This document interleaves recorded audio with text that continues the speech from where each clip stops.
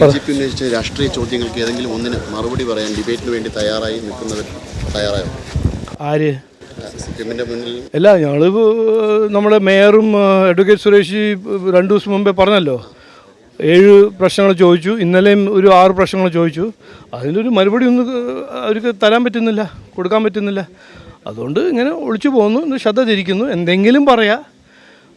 മിന്നാന്ന് ഞാൻ പണം post office വഴി ഡിസ്ട്രിബ്യൂട്ട് ചെയ്യുമെന്ന് പറയാം. ഇന്ന് പിന്നെ എന്താ ലിക്കറാണ്. ഓരോന്നിങ്ങനെ ഉണ്ടാക്കി ജനങ്ങൾ ശ്രദ്ധ തിരിക്കാൻ ഒരു ശ്രമം. ഇതൊന്നും നടക്കില്ലെന്ന്. ജനങ്ങൾ ചോദിക്കുന്ന ചോദ്യങ്ങൾ അതിന് മറുപടി കൊടുക്കാൻ ധൈര്യം ഉണ്ടാവണം, നട്ടലുണ്ടാവണം. അതില്ല. ഇല്ലെങ്കിൽ പിന്നെ എന്തിനാ MLA ആവുന്നു? മത്സരിക്കരുത്. പരസ്പരം രാഷ്ട്രീയ ആരോപണത്തിൽ നിന്ന് തെറിവിളിയിലേക്ക് കാര്യങ്ങൾ വഴുതി മാറുന്നല്ലോ. ഇല്ലല്ല, ഞങ്ങൾ അങ്ങനെയൊന്നും ചെയ്യുന്നില്ലേ. അവർ ചെയ്യട്ടെ. പക്ഷേ ജനങ്ങളുടെ ആവശ്യം, ഈ ഇലക്ഷൻ ഒരു നിർണായകമായ ഇലക്ഷനാണ്. രാഷ്ട്രീയ സംസ്കാരത്തിൽ മാറ്റം വരാൻ പോകുന്നു. ജനങ്ങളുടെ ആവശ്യം വികസനമാണ്. ജനങ്ങളുടെ ആവശ്യം പ്രവർത്തിക്കുന്ന രാഷ്ട്രീയക്കാരാണ്. അവരെ പ്രശ്നങ്ങൾ പരിഹരിക്കുന്ന MLAമാരാണ് ജനങ്ങളുടെ ആവശ്യം. ഈ വിവാദങ്ങൾ ഉണ്ടാക്കി ജനങ്ങൾ ശ്രദ്ധ തിരിക്കുന്ന രാഷ്ട്രീയക്കാരെല്ലാം ആവശ്യം. ഇത് ഇവർക്ക് മനസ്സിലാവുന്നില്ല. അതിൻ്റെ മറുപടി ജനങ്ങൾ തരും. ഈ ഇലക്ഷനിൽ നന്നായി ഇവർക്ക് കിട്ടും. രാഷ്ട്രീയ സംസ്കാരം മാറുന്ന ഒരു ദിശയിൽ വീണ്ടും ഈ ഭീകരവാദികളെ കൂടെ കൂട്ടുന്ന ഒരു സാഹചര്യം അല്ല. ഈ ഡീൽ പറഞ്ഞ് നടക്കുന്ന കോൺഗ്രസ് പാർട്ടിയും CPM ഇന്നലെ എന്താണ് രേവന്ത് റെഡ്ഡിയും രാഹുൽ ഗാന്ധി ചെയ്യുന്നത്? തമിഴ്നാട്ടിൽ SDPIനെ കെട്ടിപ്പിടിക്കുകയല്ലേ. അപ്പം ഇങ്ങനെ ഒരു ഇരട്ടത്താപ്പും നാണമില്ലാത്തൊരു പാർട്ടി കോൺഗ്രസ് പാർട്ടി പോലെ ഞാൻ കണ്ടിട്ടില്ല. ഞാൻ 20 കൊല്ലമായിട്ട് രാഷ്ട്രീയത്തിലുണ്ട്.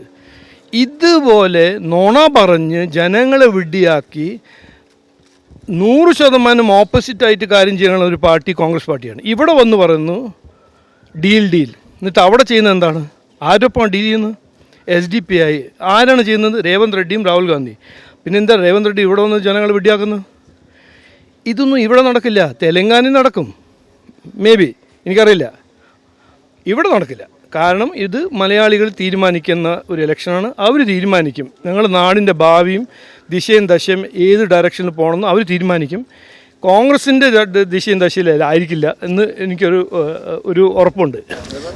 ഈ SDPIയുടെ പിന്തുണ കൊടുക്കുന്നു എന്ന് പറഞ്ഞതിനപ്പുറത്തേക്ക് പരസ്പരം ചേർന്ന് നിൽക്കുന്ന രീതിയിൽ തന്നെ അവരുടെ ഫ്ലാഗിനിടയിൽ തന്നെ CPMൻ്റെയൊക്കെ ഫ്ലാഗിനിടയിൽ തന്നെ അതല്ല ഞാൻ പറഞ്ഞത്. ഈ 2 പാർട്ടിയും രണ്ടല്ല. CPMഉം കോൺഗ്രസ് രണ്ടല്ല, ഒന്നാണെന്ന് ഞങ്ങളാണ് ആദ്യമായിട്ട് പറഞ്ഞത്.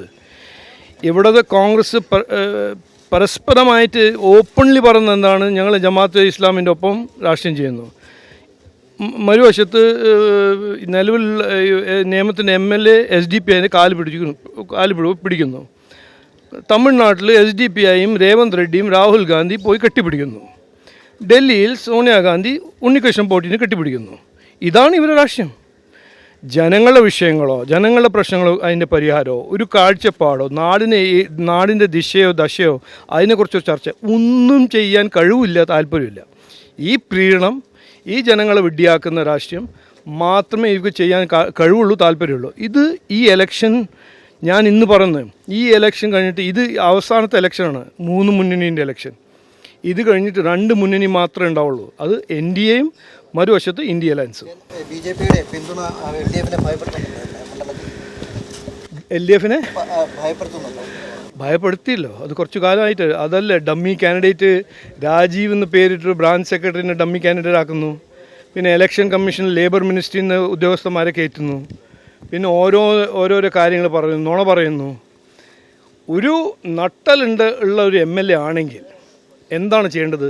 2 തവണ MLA ആയിരുന്നു, മന്ത്രിയായിരുന്നു, മേയറായിരുന്നു. 45 കൊല്ലം കോർപ്പറേഷൻ ഭരിച്ചത് CPM ആണ്.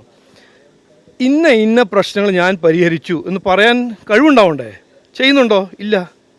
ഓരോന്നുണ്ടാക്കി പറയാം. രാവിലെ 2 ദിവസം മുമ്പ് ഡീലായിരുന്നു.